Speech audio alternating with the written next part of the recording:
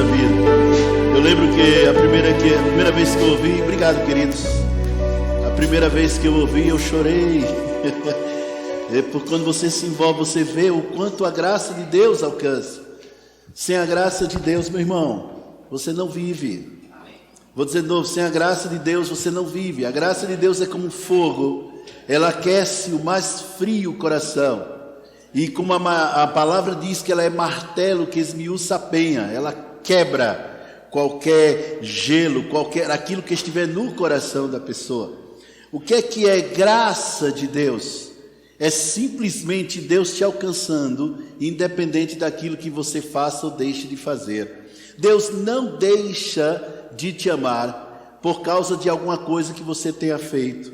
De fato, tudo aquilo que você faz, seja mais ou para menos, não importa, Deus te ama do mesmo jeito. Deus sempre vai amar você independente do que você faz.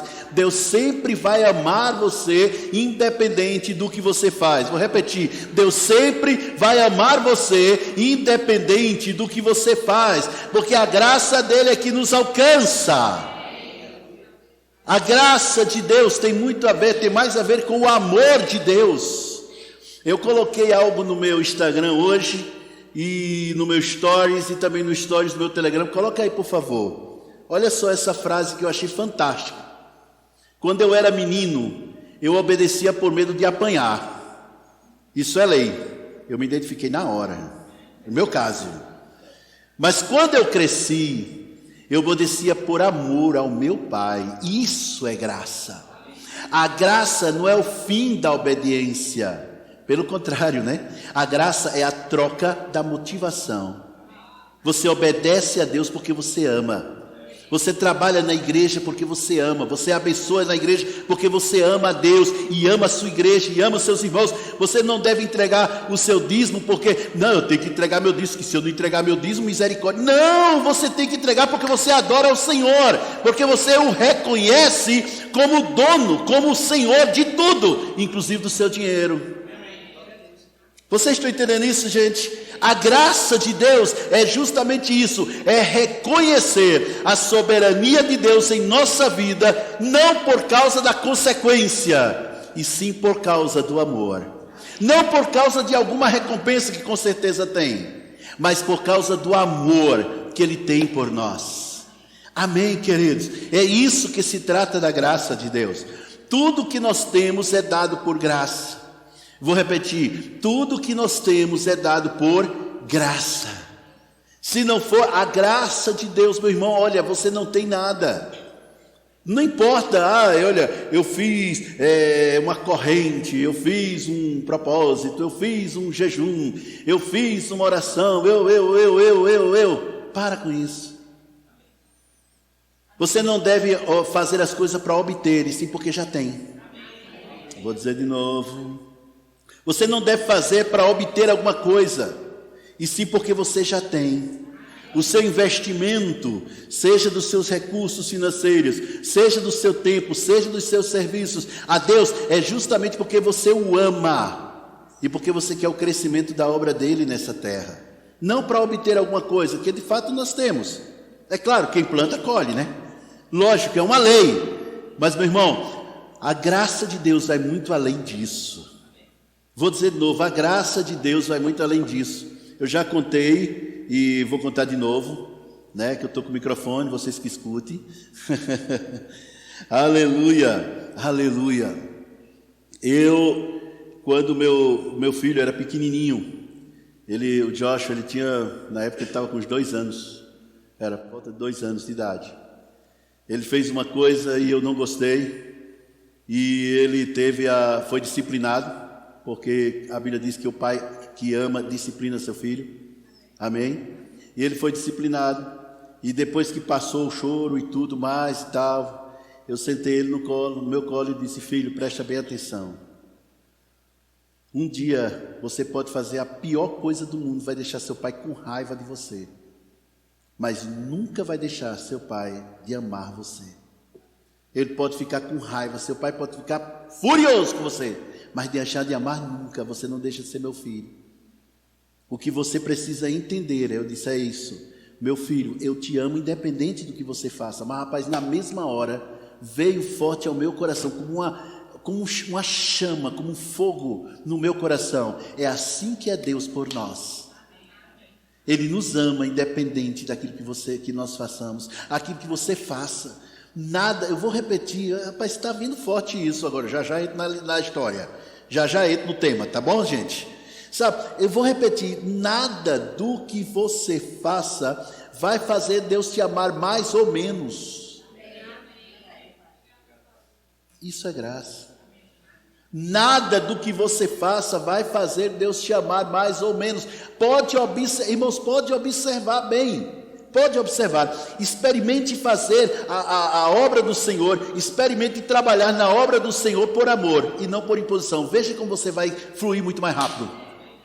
Veja como você vai ter prazer em fazer, prazer em obedecer, prazer em obedecer. Amém, queridos? Aleluia. Pronto, agora eu vou entrar na mensagem. Abre por favor em Salmos capítulo 105. Salmo 105. Ei, Jesus, tu és a graça do Senhor personificada. Te amo, papai. Aleluia, aleluia, oh, aleluia. Obrigado, Senhor, muito obrigado. Aleluia. Aleluia. Versículo 37. Salmo 105, versículo 37. Diz assim: tirou-os para fora com prata e ouro, e entre as suas tribos não houve um só fraco. Em algumas versões diz: não houve um só inválido. Em outras versões diz: não houve um só doente. Qual o tema da mensagem, pastor, hoje? Ceia, a cura através da ceia do Senhor. Cura através da ceia do Senhor. O Senhor falou, e eu criei e falei também, porque o Senhor disse que haverá curas em nossa igreja, em nossos cultos, enquanto estiver ministração. Está entendendo? É claro que nós devemos orar pelos enfermos, é bíblico, é correto, é certo. É claro que devemos impor as mãos sobre pessoas, Jesus disse que iríamos acontecer, mas deixa eu te dizer uma coisa, a palavra de Deus, ela por si só, ela cura. Amém? E quando você observa acerca dessa questão da cura, por causa da graça, justamente por causa da graça, é possível sim haver curas enquanto houver ministração e palavra. Então sim haverá, não só hoje como em todos os nossos cultos, cura enquanto estiver sendo ministrada a palavra do Senhor. Amém? Então, amados, aqui neste versículo ele está falando sobre o povo de Israel. O povo de Israel estava lá no Egito, tinha 430 anos, tinha se passado, eles eram escravos. Era uma geração de escravos atrás de outra geração, né? O pai e a mãe eram escravos, aí o bebê nascia e a partir de uma certa idade ele já começava a trabalhar como escravo, ele vivia como escravo e crescia, casava, tinha filhos e continuava até morrer como escravo. Isso durante 430 anos. Mas aí a Bíblia diz que Deus enviou Moisés para libertar aquele povo de lá. Por quê? Porque o povo de Israel era o povo do Senhor. E o povo do Senhor, Deus havia prometido a Abraão que o seu povo iria herdar a terra de Canaã. De fato, Abraão comprou várias terras lá em Canaã por ocasião da morte da esposa dele, da Sara. Mas o povo estava como escravo do Egito. Ô pastor, por que o povo estava escravo como Egito se Deus tinha prometido a Abraão? Era uma promessa de Deus. Então por que eles eram escravos? Porque nem tudo que Deus promete vai acontecer se não houver uma parceria da sua parte.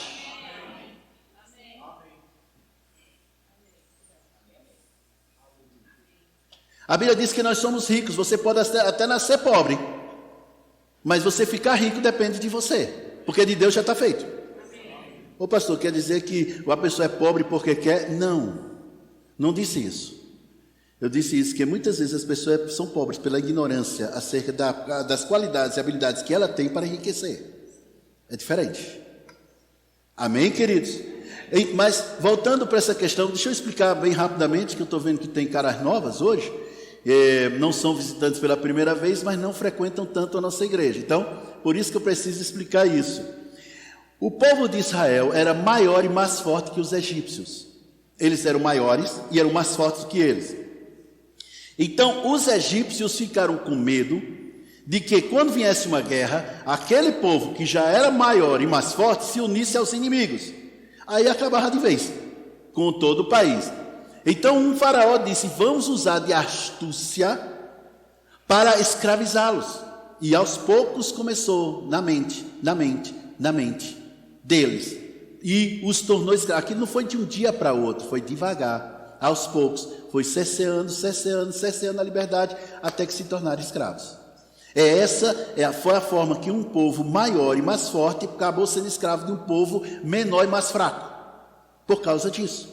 Muitos no povo de Deus, reino de Deus, que nasceu de novo, estão vivendo de migalhas, porque não aprenderam a sentar na mesa com os filhos.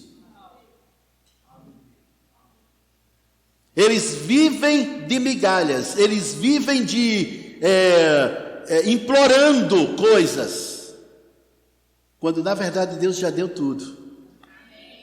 E como o filho pródigo que ficou, são dois pródigos, né? Um foi e o outro ficou, né?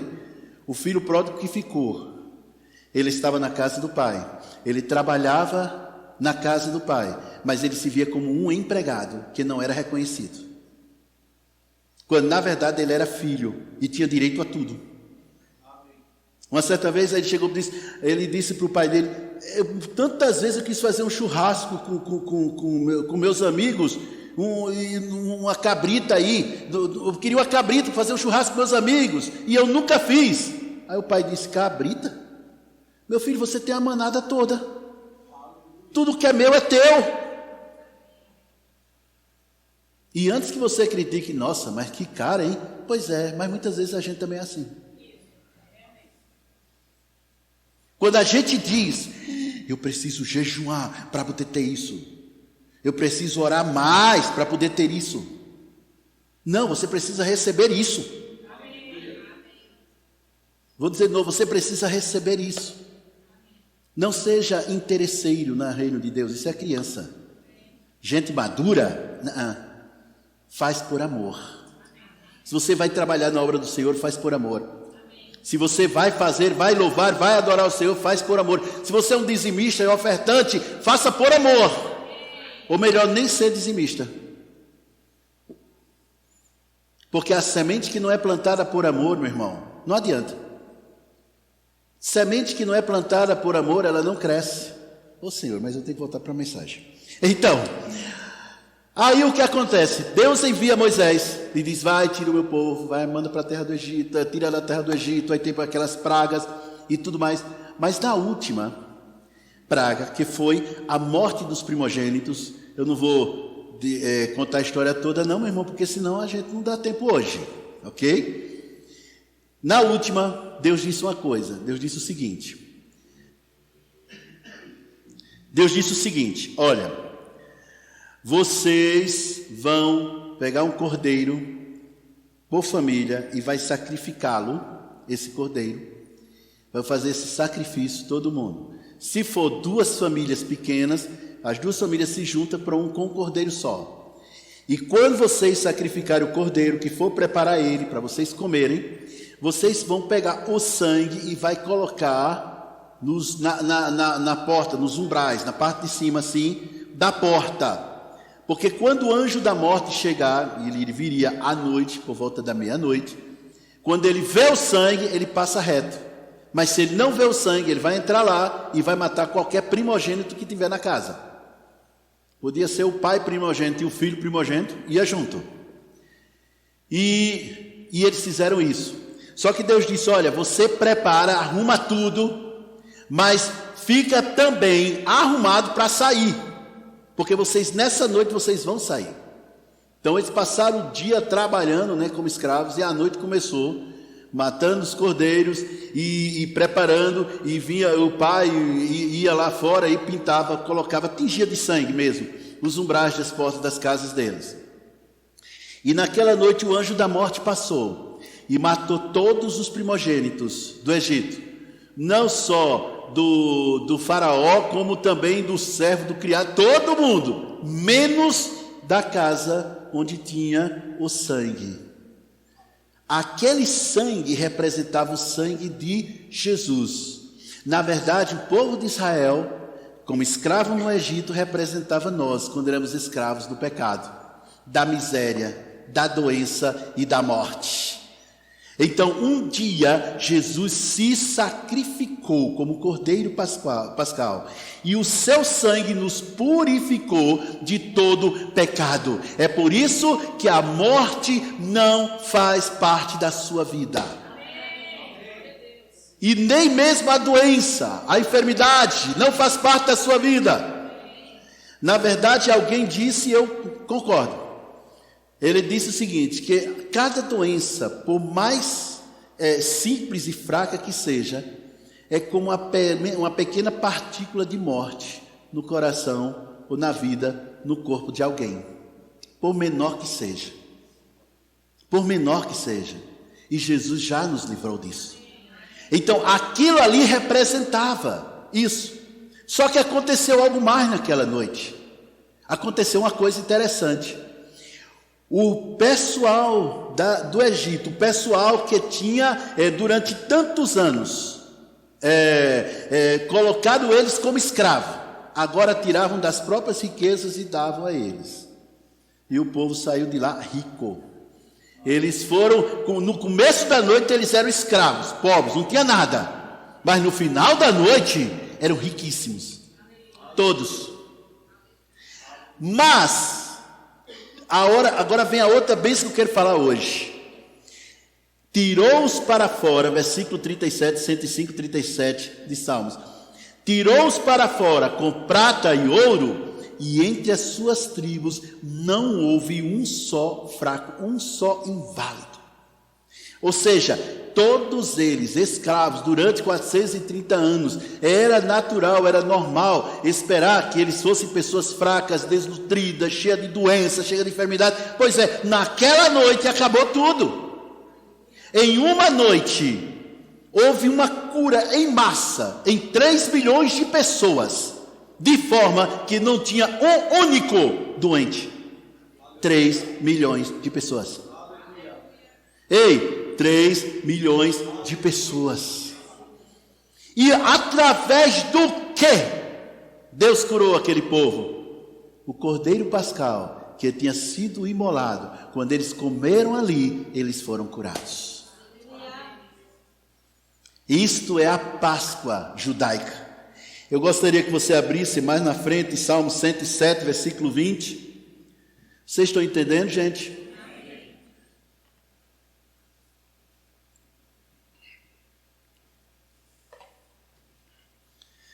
Enviou a sua palavra e os sarou e os livrou da sua destruição, ou do que lhes era mortal. Apenas a palavra. Talvez a Bíblia não diz, mas talvez tenha sido esse texto de Salmo 107, versículo 20, que aquele centurião romano leu. E quando ele leu isso aqui, diz, uai, então só precisa de uma palavra? Eu vou lá agora. Chegou para Jesus, não precisa não, manda só a palavra aqui, ó, ele é curado, manda aí. É isso, apenas uma palavra. Tudo por quê? Qual foi a palavra que Deus enviou para eles naquela noite? A palavra foi, eu sou Jeová Rafá, o Senhor que te sara. Essa foi a palavra. Eu sou Jeová Rafá, o Senhor que te sara. Aí o que acontecia? Os egípcios, que eram seus verdugos, os egípcios, que eram seus senhores, seus algozes, doentes, e os ex-escravos, além de libertos e ricos, curados. Completamente. E sempre eu noto que existe uma associação, uma ligação nessa conexão de comer alguma coisa. Quando o homem pecou, ele comeu de onde ele não deveria ter comido, do fruto da árvore do conhecimento do bem e do mal. Ah, da maçã, a Bíblia não diz que foi maçã. Se a Bíblia não diz, não diga. Tá bom? A Bíblia não diz, então não diga. Ok? Então, a Bíblia diz simplesmente que ele comeu do fruto da árvore do conhecimento do bem e do mal. Pronto. Foi o suficiente para vir a morte, para vir a enfermidade, para vir a miséria, a pobreza, para vir a falta. Foi justamente disso. Mas eu quero que vocês abram, por favor, agora, no Evangelho de João, capítulo 6. Pronto, agora eu acho que é agora que eu começo a ministrar a palavra. Até agora estava só preparando vocês.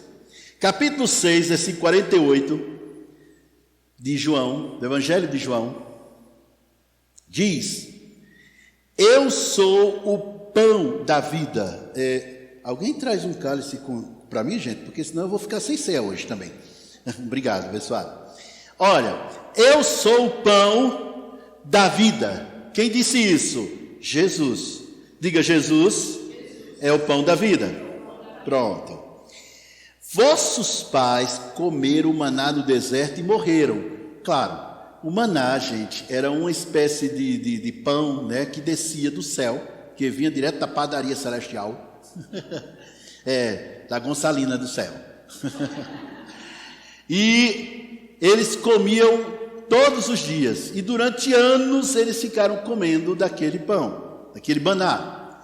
Mas acontece todo mundo, eles morreram. Passou o tempo, tal, chegou a idade, morreram. E no versículo 50 diz: este é o pão que desce do céu. Qual pão? O pão da vida. Para que o que dele comer não morra. Crente não morre. Crente dorme. Oh, eu vou repetir isso. Crente não morre. Crente dorme. O crente, irmãos, ele fecha os olhos aqui e quando abre, já dá de frente com o seu Criador, com o seu Senhor. Por causa do pão da vida. Versículo 51. Eu sou o pão vivo que desceu do céu. Se alguém comer deste pão, viverá para sempre. E o pão que eu der é a minha carne, que eu darei pela vida do mundo.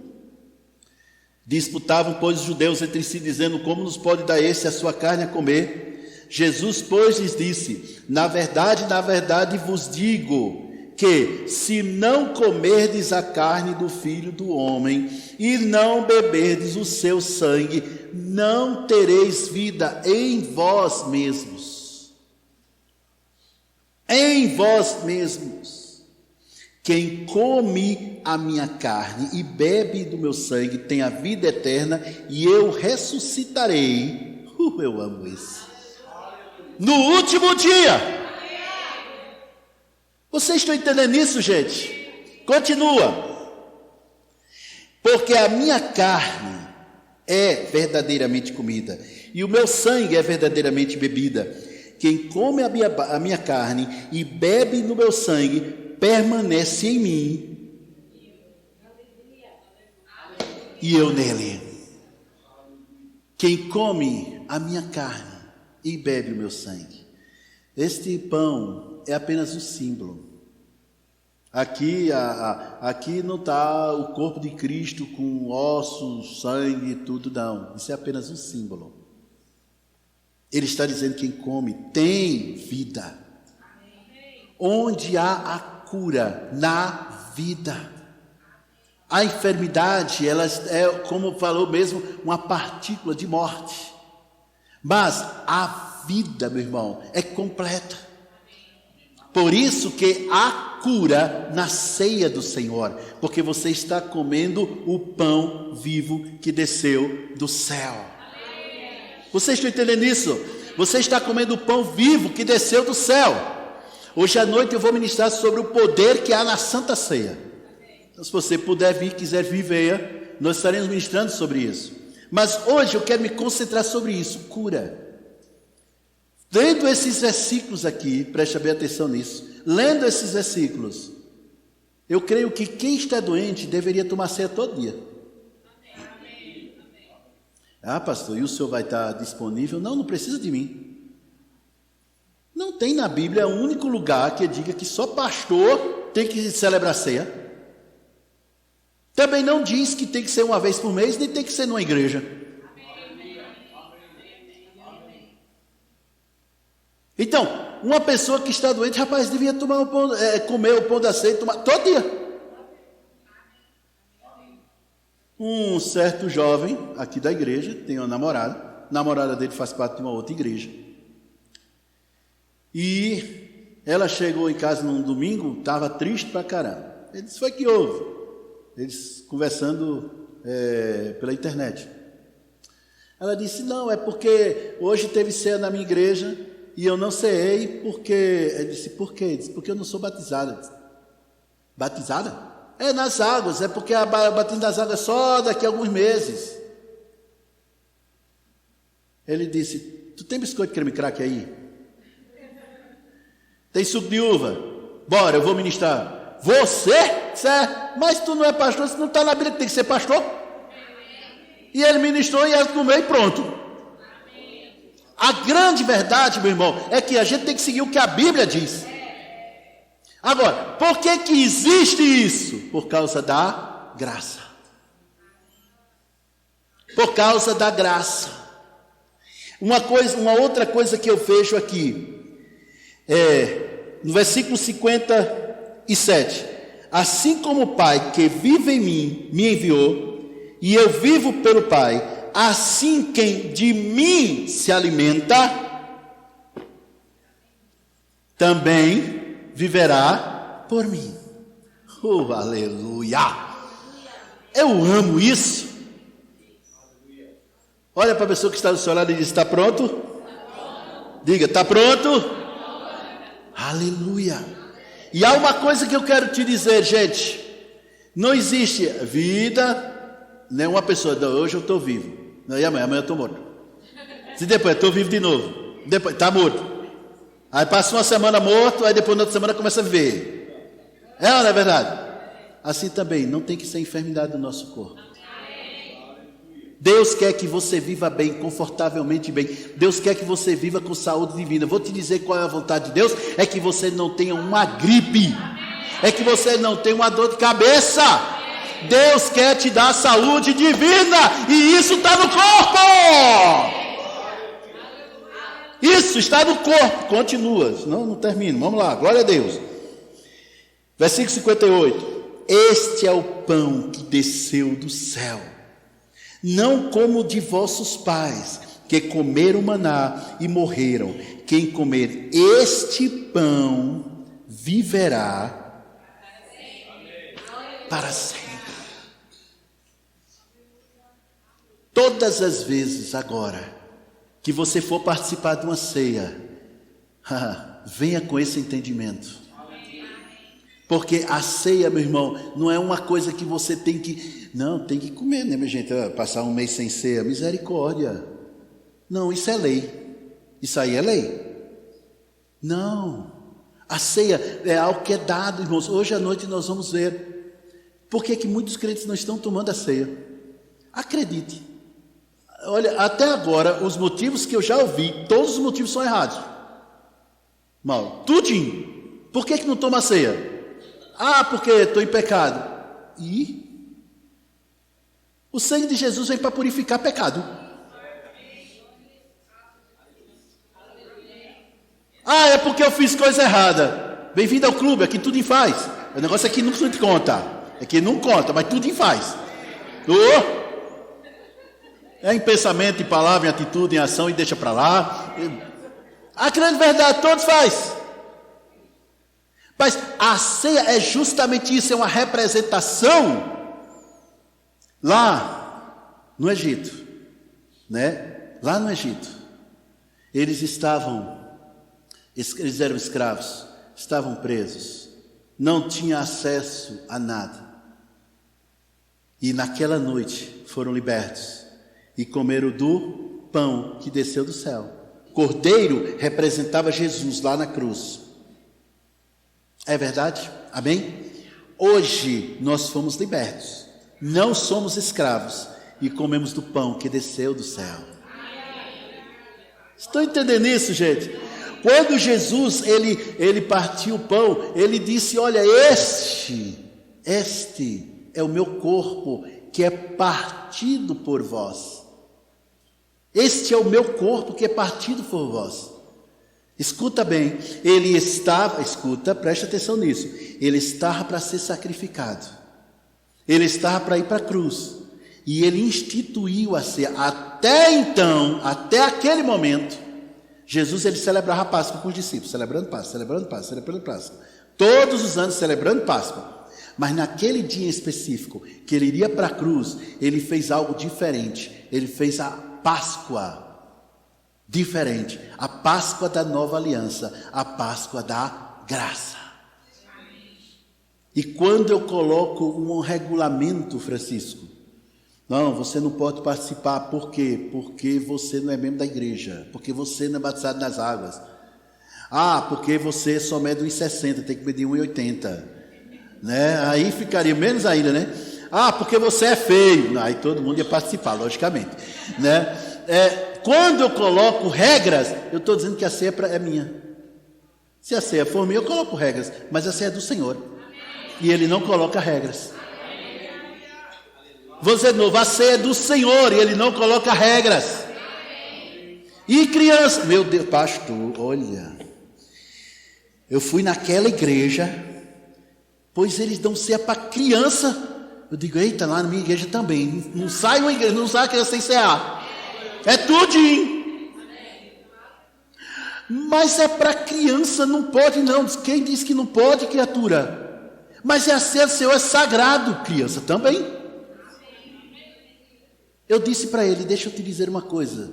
Jesus disse, delas é o reino dos céus. Se dela é o reino dos céus, e ceia?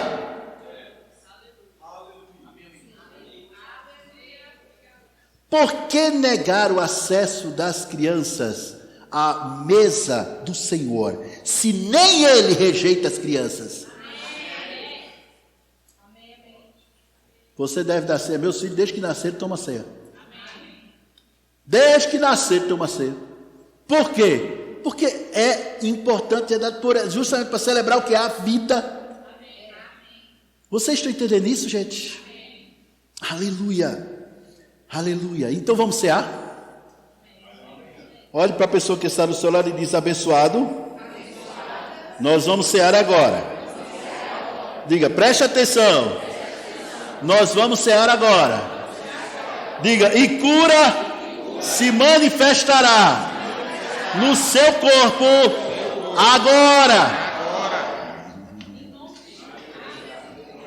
Abre aqui, irmãozinho, essa parte aqui, ó, de cima aqui, abre. Ok.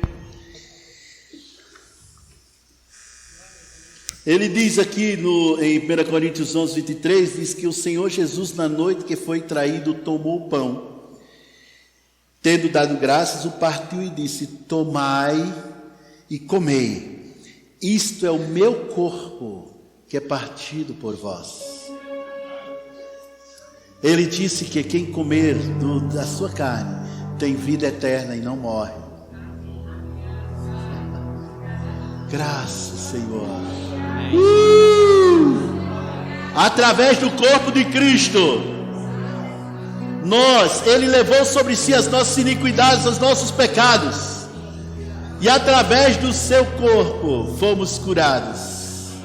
Então pode comer agora.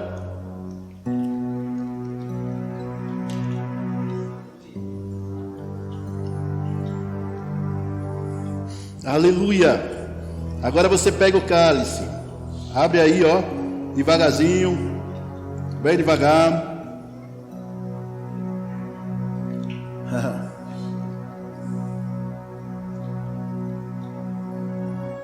Aleluia. Oh, aleluia. Ele nos libertou do império das trevas. Você não é mais escravo de nada. Você não é mais escravo de nada. Você é livre, você é filho de Deus. Aleluia. Curados, prósperos, abençoados, livres, altamente favorecidos pela graça de Deus. Ele diz: este cálice é a nova aliança, o novo testamento no meu sangue. Fazei isto todas as vezes que beberdes em memória de mim. O sangue de Jesus nos purifica de todo o pecado. É o símbolo do sangue de Jesus que nos purifica de todo pecado. Pode tomar.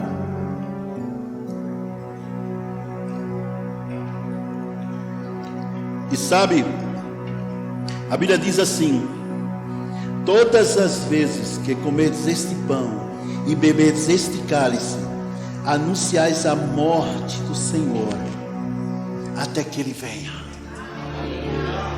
Quando nós fazemos isso, estamos dizendo: Jesus morreu naquela cruz, Ele levou sobre si os meus pecados, as minhas iniquidades, o castigo que me trazia paz, Ele levou sobre si.